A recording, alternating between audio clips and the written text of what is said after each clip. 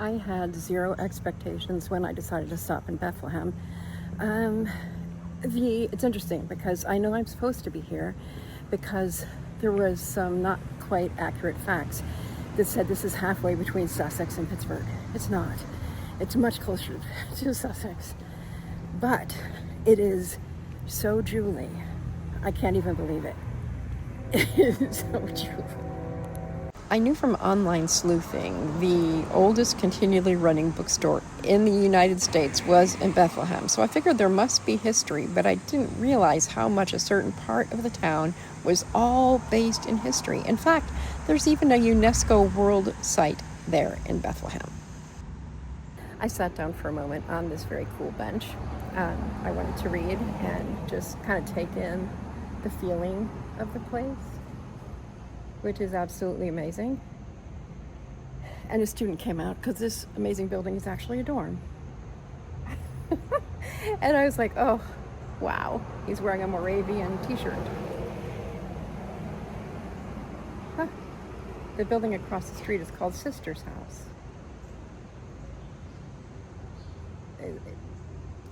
It's like I need to spend a month here, not 2 hours.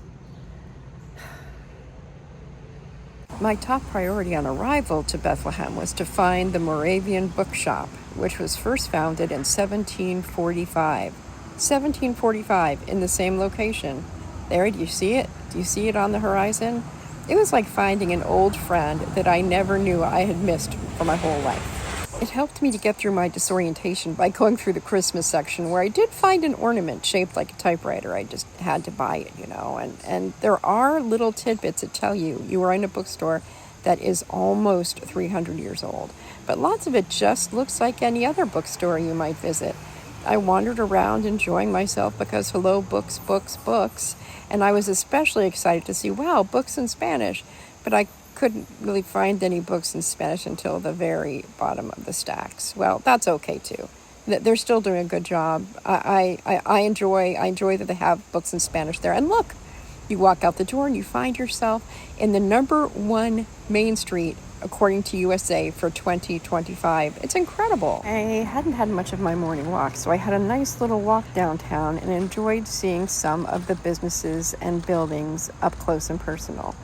It felt timeless, it felt classic, it felt like a happy invitation to the Christmas season all year round, which as a woman who has a Christmas baby, I always appreciate Christmas things. I tried to have lunch at that one spot there, but of course, I also found a cemetery because it is me. And this being a Moravian cemetery, they did not have any standing up headstones. Everything was flat, everything was humble. I appreciate that. And the next thing I had to do was hurry down to Bethlehem Steel because what I knew of Bethlehem was steel, steel, steel, rust belt, rust belt, rust belt. And I love rust belt stuff. So here we are at Bethlehem Steel, which is what I was expecting, but it's absolutely incredible. They have made it into such a thing of beauty, different than it was before. Unbelievable. I know I say unbelievable a lot, but here we have literally a trail at Bethlehem Steel with native plants and beautiful art and explanations of what's going on as you walk along behind the steel mill. And look at this. There is a beauty in appreciating history and what was and what supported the city for so many years. There was also friendliness of the people who were also walking on this unique urban-ish trail. One woman gave me advice on what to look for as I traveled through the mill area, and boy was I delighted. You will also see that there are little signs up about history and what was going on in Bethlehem and how this shaped the city and also shaped our country. Very interesting. I saw a shoot like this when I was in West Virginia last summer, so it was interesting to see it here in Bethlehem Steel to get a better feel for how all of this steel making and iron making, kind of like the furnaces, worked. So here we are. Another little-known Pennsylvania town that has blown me away. I budgeted 2 hours. I need 2 weeks, I think. Oh well. As I've said before, when you go to a place and you love it, and there's things you don't see, that's just an invitation to go back. I'll be back here. In fact, well, I think you've heard the story already, because as I'm planning the video, I'll tell you a story of someone that I met at the bookstore. And if I didn't, if you're sitting here like, what story of what woman at the bookstore? Maybe it's coming next. This gives you a long view of the steel mill and the building attached to the steel mill and a little bit of the skyline. At the time, there was a party going on across the street. More history I don't have time to tell you. So I've made 2 new best friends here in town, in Bethlehem. I just have an affinity for making new best friends, but I'm definitely going to come back here. And I found out about the first building commissioned by Frank Lloyd Wright. That's not far either. Oh my goodness, it's a treasure land. Why don't we know about this?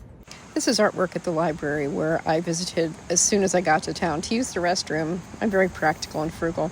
But my best friend that I made there was actually a woman at the library named Carole King, as in the singer Carole King. But she swears she's terrible at karaoke and people don't let her sing. But she did invite me to come back and just hang out with her at the bookstore.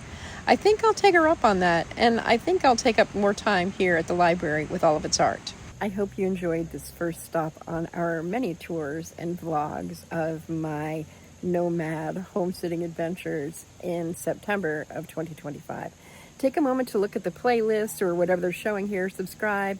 We'd love to see you, we'd love to find out more, and leave a comment to let me know what touched you about this video.